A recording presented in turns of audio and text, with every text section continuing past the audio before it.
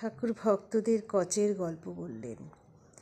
কচ যখন নির্বিকল্প সমাধিতে রয়েছেন, যখন সমাধি ভঙ্গ হচ্ছে, একজন জিজ্ঞাসা করলে, তুমি এখন কি দেখছো? কচ বললেন, দেখছি যে জগৎ যেন তাতে জড়ে রয়েছে।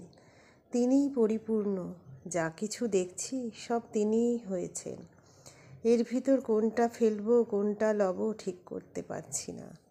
কি জানো, নিত্য আর লীলা দর্শন করে দাস ভাবে থাকা।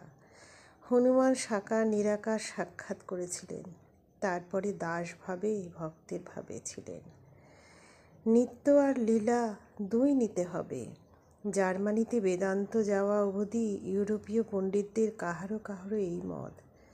ঠাকুর বলছেন, সব ত্যাগ, কামিনী কাঞ্চন ত্যাগ, না হলে নিত্য লীলার সাক্ষাৎকার হয় না। ঠিক ঠিক ত্যাগী, সম্পূর্ণ অনাসক্তি।